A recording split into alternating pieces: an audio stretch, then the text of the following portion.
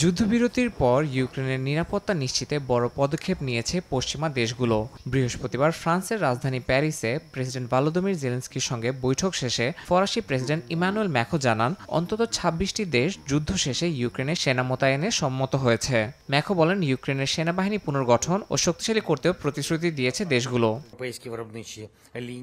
জেলেনস্কির সঙ্গে এই বৈঠকে যোগ দিয়েছিলেন ৩৫টি দেশের শীর্ষ নেতা। ইউরোপীয় শক্তিধর দেশগুলোর পাশাপাশি কানাডা, অস্ট্রেলিয়া ও জাপানের নেতারাও ছিলেন আলোচনায়। বৈঠক শেষে জেলেনস্কির সঙ্গে ফোনে কথা বলেন মার্কিন প্রেসিডেন্ট ডোনাল্ড ট্রাম্প। রাশিয়ার জ্বালানি তেল না কিনতে ইউরোপীয় দেশগুলোর প্রতি আহ্বান জানান তিনি। একই সঙ্গে চীনের উপর অর্থনৈতিক চাপ বাড়ানোরও পরামর্শ দেন।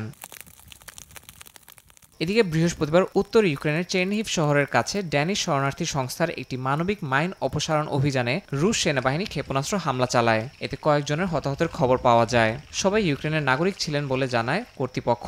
হামলার পর ড্যানিশ রিফিউজি কাউন্সিলের লোগোযুক্ত একটি গাড়ি পুড়ে যাওয়ার দৃশ্য ধরা পড়ে স্থানীয় গণমাধ্যমে। রুশ সেনারা দাবি করেছে সেখানে একটি ড্রোন লঞ্চ সাইটকে লক্ষ্যবস্তু করা হয়েছিল। একই দিনে ইউক্রেনের দিনিপ্রোপেট্রোভস্ক অঞ্চলের একটি গ্রাম নিয়ন্ত্রণ নেওয়ার দাবি করেছে রাশিয়ার প্রতিরক্ষা মন্ত্রণালয়। প্রকাশিত ভিডিওতে তীব্র সংঘর্ষের চিত্র দেখা যায়। বিশেষজ্ঞদের মতে, যুদ্ধ দীর্ঘায়িত হওয়ার সঙ্গে সঙ্গে শান্তি আলোচনার পরিবর্তে আরও সহিংসতার দিকে এগোচ্ছে ইউক্রেন সংকট। ইয়াসিন মোহাম্মদ জিসান, সময় সংবাদ।